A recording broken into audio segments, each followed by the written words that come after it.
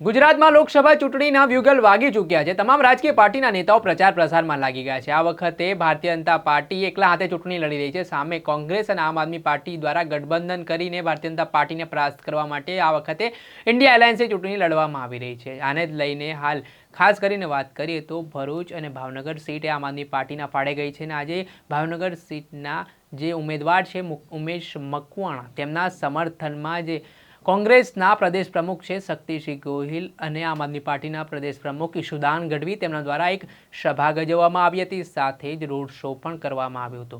વાત આટલેથી ન અટકતા તેમણે આ બાબતે લોકોને પણ મહત્વની વાત કહી છે અને ભારતીય જનતા પાર્ટી પર પ્રહારો કર્યા છે।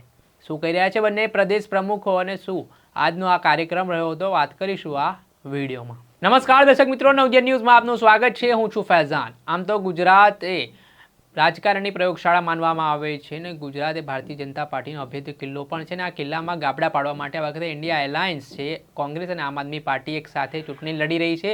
26 બેઠકો જીતવાના દાવાઓ ભારતીય જનતા પાર્ટી તરફથી કરવામાં આવી રહ્યા છે, ત્યારે કોંગ્રેસ દ્વારા અને આમ આદમી પાર્ટી દ્વારા પણ આ 26 બેઠકોમાંથી કેવી રીતે ભારતીય જનતા પાર્ટીને પરાસ્ત કરી શકાય તે માટેની વ્યૂહરચના ઘડવામાં આવી રહી છે।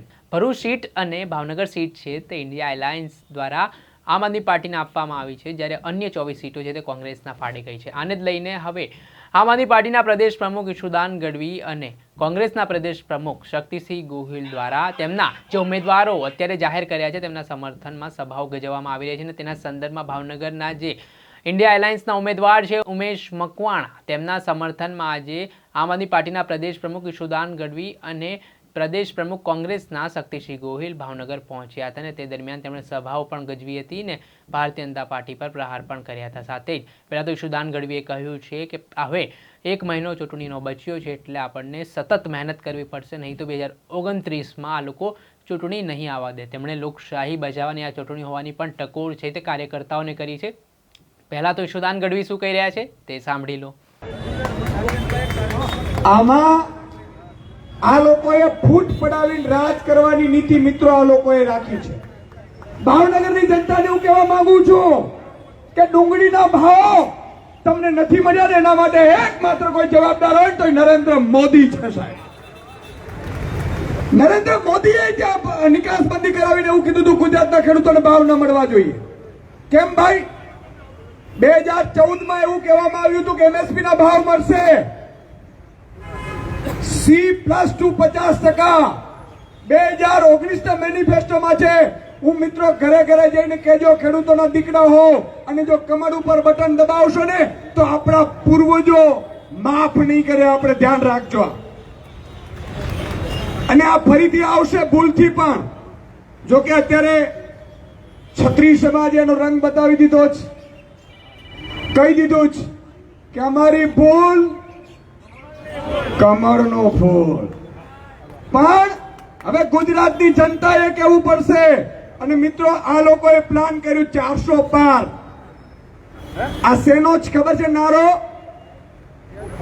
પેટ્રોલ ડીઝલના ભાવનો છે, આ સીટનો નથી।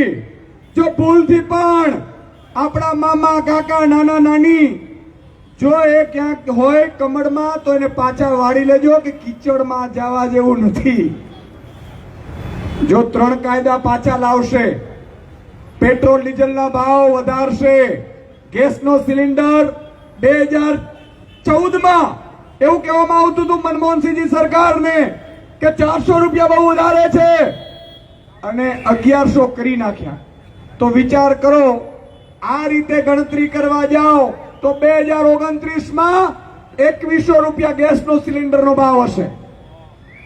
અને આ બધી વસ્તુ ધ્યાનમાં રાખવાની છે, કારણ કે વધારે સમય ન લેતા સ્વાભાવિક છે કે તડકામાં આપણે સૌ બેઠા છીએ। માનનીય આપણા આગેવાન અમારા વડીલ મુરબી અને જેમણે ગુજરાતની રાજનીતિમાં પોતાનો અલગ ડંકો વગાડે એવા શક્તિસિંહજીને પણ સાંભળવાના છે આપણે। આવા રાજનેતાઓ મળવા મુશ્કેલ છે, હું પર્સનલી કહું છું। અમારા જૂના મિત્રો છે અમેન શક્તિસિંહભાઈ। અત્યારે જૂઠ બોલો, જોરથી જૂઠ બોલો, બૂચ મારો, જોરથી બૂચ મરાવડાવો, ઈ હાલે બોલો। અને એમાં દેવાયત પંડિતની વાણી સાચી પડી શક્તિસિંહભાઈ।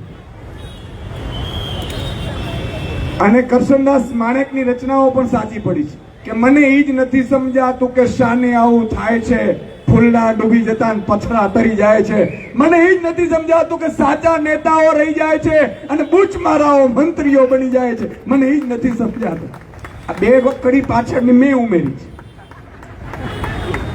અને એટલા માટે 5 સારા નેતાઓ રાખવા માટે, એને જીતાડવા માટે મિત્રો સારા વ્યક્તિઓએ મતદાન કરવા બહાર આવવું પડશે.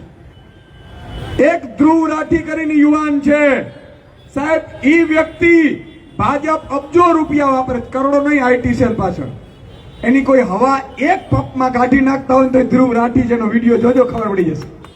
એટલે માનનીય ઉમેશભાઈ મકવાણા ઇન્ડિયા ગઠબંધનના ઉમેદવાર છે. અને આ વખતે મિત્રો આ દલોનો ગઠબંધન નથી, શક્તિભાઈ કહે છે એમ દિલોનું ગઠબંધન છે. અને ભાજપ વાળાઓની હવા કાઢી નાખવાની છે આ ગઠબંધન, એવું નક્કી કર્યું છે.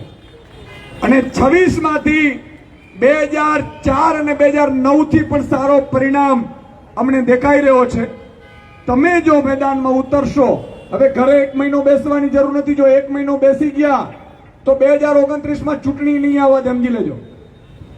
અને આપણા સગા સંબંધીઓને કહેવાનું છે કે ભૂલથી પણ તમે એક વાત પણ જો ભૂલ કરી ગયા ને પછી તો સાહેબ, હમણાં મને એક અમદાવાદમાં ભાઈ મળ્યા.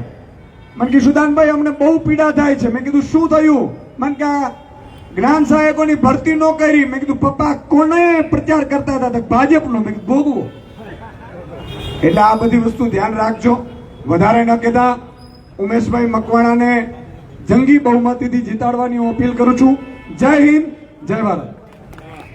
આ હતા આમ આદમી પાર્ટીના પ્રદેશ પ્રમુખ ઈશુદાન ગઢવી. તેમના દ્વારા કોંગ્રેસ અને આમ આદમી પાર્ટીના કાર્યકર્તાઓને આહવાન કર્યું છે કે આ વખતે ઇન્ડિયા એલાયન્સના જે ઉમેદવાર છે ઉમેશ મકવાણા, તેમને જંગી લીડથી ભાવનગર સીટ જીતાડવાની છે. ત્યારે જે કોંગ્રેસના પ્રદેશ પ્રમુખ છે શક્તિસિંહ ગોહિલ, તેમણે પણ ઉમેશ મકવાણાના સમર્થનમાં સભા કરી હતી. અને તેમણે આ બાબતે જે હાલમાં ભારતીય જનતા પાર્ટી ને અભિમાની તેમજ લોકોના કામ ના કરતી હોવાની વાત પણ તેમણે પોતાના નિવેદનમાં કહી છે. અને સાથે જ કહ્યું છે કે માત્ર દેશમાં 33% મત ધરાવતી ભારતીય જનતા પાર્ટી છે તે રાજ કરી રહી છે. તેના કારણે કેન્દ્રીય સ્તરેથી આ વખતે ઇન્ડિયા એલાયન્સની રચના થઈ છે. પહેલા તો શક્તિસિંહ ગોહિલ શું કહી રહ્યા છે તે સાંભળી લો. આપ સૌનો અહીંયા બેઠા છો એ બધાનું, અને ભાવનગરમાં કોઈ ઘરમાં બેઠા હોય, કોઈ દુકાનમાં બેઠા હોય, કોઈ ખેતરમાં કામ કરતા હોય, એક ભાવનગર વાળાનો નતમસ્તકે આભાર માનું છું. કારણ કે હું આજે જે કહી છું, મારી યાત્રા જાહેર જીવનની પંચાયતથી શરૂ થઈ અને આજે પાર્લામેન્ટ સુધી પહોંચી હોય તો એમાં ભાવનગર વાળાનો પ્રેમ, આશીર્વાદ અને સમર્થન છે. આપના આશીર્વાદ એટલે ભાવનગર વાસીઓના ઋણનો સ્વીકાર કરીને ખૂબ હૃદયપૂર્વક ઉપરવાળાનો પણ આભાર માનું. નહીં તો રાજકારણમાં શું હોય કે એક વખત ટેકેદાર હોય, 5 વર્ષ પૂરા થાય એટલે એની સામે હોય ને. હું ઉપરવાળાનો આભાર અને આપ સૌનો આભાર માનું છું. જાહેર જીવનમાં આવ્યો ત્યારથી શરૂ કરીને આજ સુધી લગભગ તમામ જેમણે મને પ્રેમ, આશીર્વાદ અને સમર્થન આપ્યું હતું એ આજે પણ અકબંધ રહ્યા છે. એ સૌનો આભાર. કેટલીક તો પેઢીઓ બદલાઈ ગઈ હો. આપણા શહેર પ્રમુખ બેઠા છે તો એમના પિતાજી મારી ચૂંટણીના મુખ્ય પ્રચારક રહેતા હતા, સ્વર્ગસ્થ મનુભાઈ વ્યાસ. આજે હિતેશભાઈ છે. મેહુરભાઈ હોય તો એમના સમર્થન પછી કે વલ્લભભાઈ કટારિયા હોય, સ્વર્ગસ્થ કાળુભાઈ હોય તો આજે ત્રીજી પેઢી અમારી સાથે હોય. એટલે કોઈક જગ્યાએ બીજી પેઢી, કોઈક જગ્યાએ ત્રીજી પેઢીનો પણ આવો જ પ્રેમ અને આશીર્વાદ મને મળ્યો છે. એટલા માટે ભાવનગર વાસીઓનો ખૂબ ખૂબ હૃદયપૂર્વક આભાર માનું. જિલ્લા પંચાયતની 2 ચૂંટણીઓ ઉમરાળા તાલુકામાંથી ચૂંટાયો. ઉમરાળા તાલુકાના લોકોનો પ્રેમ અને આશીર્વાદ. વચ્ચે એક નાની બ્રેક આવી તો કચ્છી માળુઓએ કચ્છમાંથી ચૂંટીને પણ મોકલ્યો વિધાનસભામાં, એમને પણ અત્યારે યાદ કરે. લોકશાહી વ્યવસ્થામાં આખરે જનતા જનાર્દન છે, લોકો મહાન છે. આપણા આજના મહેમાન આદરણીય ઈસુદાનભાઈ ગઢવીએ ખૂબ સરસ વાત કરી. ખેડૂતોના પ્રશ્નો માટે એક લડાયક મિજાજ રાખીને લડતા રહ્યા, અવાજ ઉઠાવતા રહ્યા. આજે આપણા મહેમાન છે, ભાવનગરમાં એમનું ખૂબ ખૂબ હૃદયપૂર્વક સ્વાગત કર્યું. કોઈ સ્વાર્થનો સંઘર્ષ નહીં, પરમાર્થનો પુરુષાર્થ એ સિદ્ધાંત સાથે ચાલવું. મને મળે જિંદાબાદ, મને ન મળે તો પણ ડબર જોરથી જિંદાબાદ એ સિદ્ધાંત સાથે વિચારધારા માટેની લડાઈ, વ્યક્તિગત માટેની લડાઈ નથી. કેન્દ્રીય કક્ષાએથી નક્કી થયું કે આજે જે સરકાર ભારતીય જનતા પાર્ટીની ચાલે છે, અહંકારમાં છે, લોકોની કોઈ ચિંતા જ નથી. એમને માત્ર 32-33% મતમાં રાજ કરે છે, કારણ કે બીજા દેશવાસીઓના મતો વહેંચાઈ જાય છે. આવો એક થઈને લડીએ, 67% મતોનું સંકલન થાય તો 32% વાળા રાજ ન કરી શકે. આ અભિગમ સાથે ઇન્ડિયા ગઠબંધન બન્યું, અને ઇન્ડિયા ગઠબંધન બન્યું એટલે એ સત્તામાં બેઠેલા લોકો, આપણે સૌરાષ્ટ્રમાં ઘણી વખત કહીએ છીએ રઘવાયા થયા. ક્યારેક કોઈ ગામડામાં કે ગાંગો થયો એમ કે ને, કે નહીં, એમ ગાંગા થયા. અને એન કેન પ્રકારે સત્તા ટકાવી રાખો. લોકશાહીમાં આપણા બાબા સાહેબ આંબેડકરે આપેલા બંધારણમાં કેટલાક નિયમો છે, કેટલીક નીતિમત્તા છે, કેટલાક સિદ્ધાંતો છે. સિદ્ધાંતોને નેવે મૂકવાના, કાયદાની એસી તેસી કરવાની, બંધારણથી વિરુદ્ધ કામ કરવાનું. પણ રામનો મરે તોય ભલે, રહીમનો મરે તોય ભલે, મારા મતનું તરભાણું ભરે, આ સિદ્ધાંત સાથે ભાજપ એની સામે આપણે લડવા. અને ત્યારે આજે જે સરકાર ચાલે છે ભારતીય જનતા પાર્ટી, સૌને વિનંતી કરું છું ને આપના માધ્યમથી એક એક મતદાતા પાસે જજો કે ત્રાજવામાં મૂકો, કેવી વાત કરીને મતો લીધા પછી આ સરકાર કેવી ચાલે છે. મારે કેટલાક મુદ્દાઓ તરફ આપનું ધ્યાન દોરવું છે. આપણું ભાવનગર ભાવસિંહજી મહારાજ સાહેબે વસાવતા પહેલા ખૂબ અભ્યાસ કરાયો કે અહીં મારી નગરી ભાવનગર હું વસાવું તો એ ભાવનગર અહીંયા વસશે તો એનો વિકાસ થશે. એનો અભ્યાસ કર્યા પછી ભાવનગર.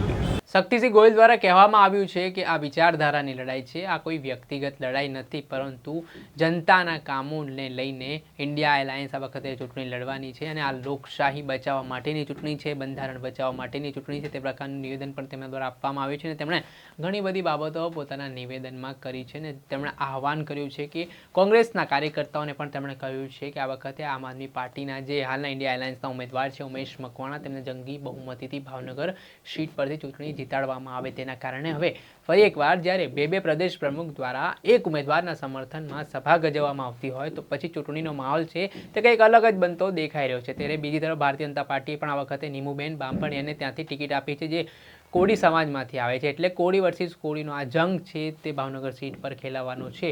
હવે જોવાનું એ રહ્યું કે ઇન્ડિયા એલાયન્સ તો ગુજરાતમાં ગઠબંધન સાથે ચૂંટણી લડી રહી છે, પરંતુ આ ગઠબંધનનો કેટલો ફાયદો તેમને આગામી સમયમાં મળે છે અને આ વખતે ભારતીય જનતા પાર્ટી 26માંથી 26 બેઠકો લાવી શકશે કે પછી ભારતીય જનતા પાર્ટીના અભેદ્ય કિલ્લામાં આ વખતે ઇન્ડિયા એલાયન્સ ગાબડા પાડવામાં સફળ નીવડશે તે સમય બતાવશે. દર્શક મિત્રો, અત્યાર સુધીમાં બસ આટલું. આવા નવા વિડીયો સાથે આપને માહિતગાર કરતા રહીશું, એટલે નવજીવન ન્યૂઝની ચેનલને આપ લાઇક કરો, સબસ્ક્રાઇબ કરો અને વધુમાં વધુ શેર કરો. નમસ્કાર.